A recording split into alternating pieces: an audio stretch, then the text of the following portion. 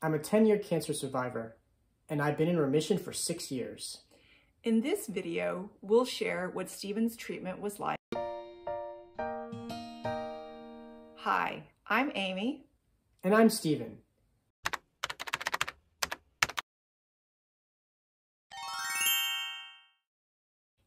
I was diagnosed with CML in my mid-30s. CML is a cancer of the white blood cells, caused by a genetic mutation called the Philadelphia chromosome. My treatment was to take an oral chemo pill called Tasigna. I took my pills every day for over 8 years. In the beginning, I had to take 2 pills twice a day, so 4 pills total a day. My pills came in a box of 28 blister packs, 4 pills per day. A standard order is for 28 days or 4 boxes. The boxes would come in a bag marked chemotherapy.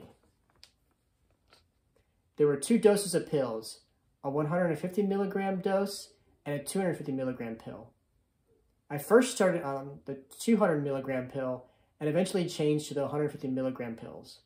I remember first getting these pills in this chemo bag, caution, which just gives you such a confident feeling. I mean, what was it like the first time you had to take one of the pills? It was a little nerve-wracking. I remember telling one of my coworkers, hey, if I pass out, please call 911. Yeah. Fortunately, I didn't. You didn't pass out. Yeah. Okay. Well, that's good. In 2001, a targeted pill therapy known as tyrosine kinase inhibitor, TKI, received FDA approval under the name Gleevec. And Steven's pills, the Tasigna pills, were a second-generation drug. Unlike traditional chemotherapy, TKIs focus on the specific mutations found in CML patients. Tasigna was approved as a first-line treatment option, and the Cancer Center was conducting a multi-year clinical trial to test the long-term effects of the drug. Steven needed to take his pills on an empty stomach. He had to wait 1 hour after taking the pill before eating, and at least 2 hours after eating before he could take them. So he had to coordinate his meals with his pills. So that means like 3 hours total on an empty stomach. Yeah, I had to have a 3-hour window where I couldn't eat around taking my pills. I managed, and you get used to it and you get into rhythm and schedule, and that's how I did it. I had to experiment with my schedule for a little bit, especially dealing with the 3-hour fasting window. Eventually, I got comfortable taking the pills at 10 a.m. before lunch and around 10 p.m. before going to bed. Plus, I couldn't eat grapefruit, blood oranges, or pomegranate because it would interact with my drug. Now, that wasn't a big deal because I really didn't eat those things. Since Steven was on a trial for the first several years, he had to keep a log on what time he took each dose. He was given a calendar for each month where he could mark the time. This helped him make sure that he didn't miss any doses. As part of being on the clinical trial, I was monitored through blood tests and bone marrow aspirations. This was to gather data on my reaction to the drug for the clinical trial. In the beginning, Steven had to have weekly blood tests for the first month, and then monthly blood tests for the first year. Every 3 months, he had to receive a bone marrow aspiration. Caution, graphic description following.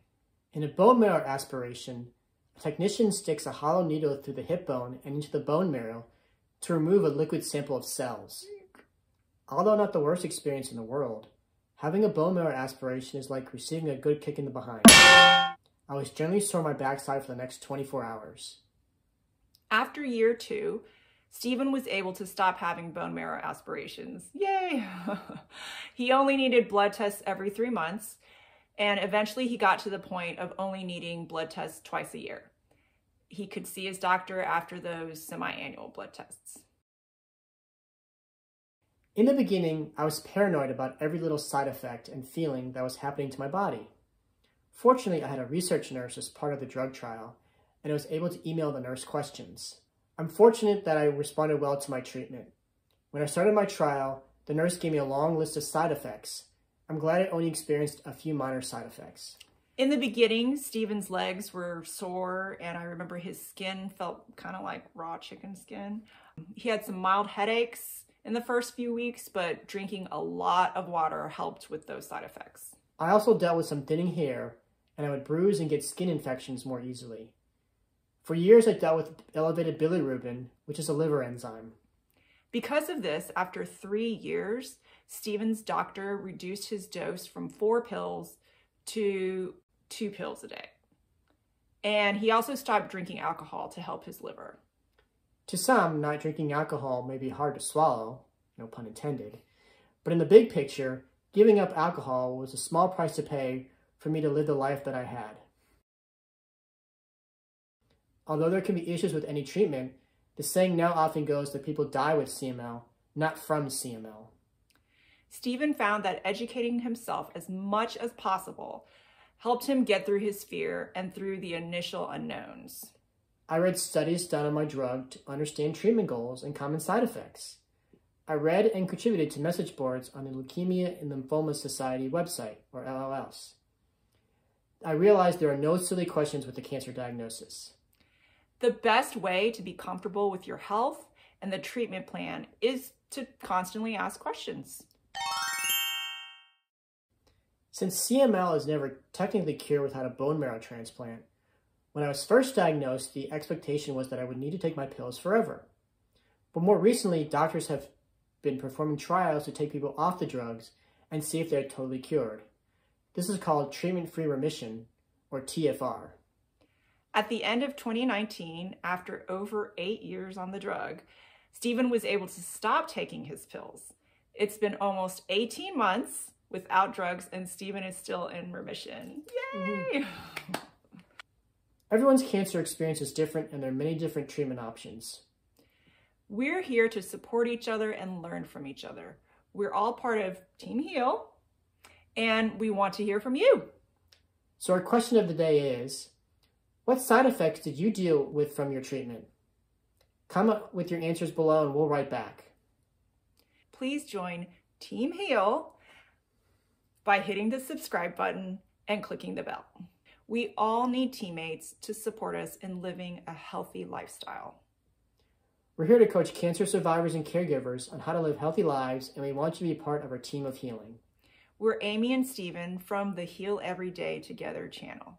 Check out the link below to our website to find more about our program for cancer survivors and caregivers. Thank you for joining us today. Together we heal.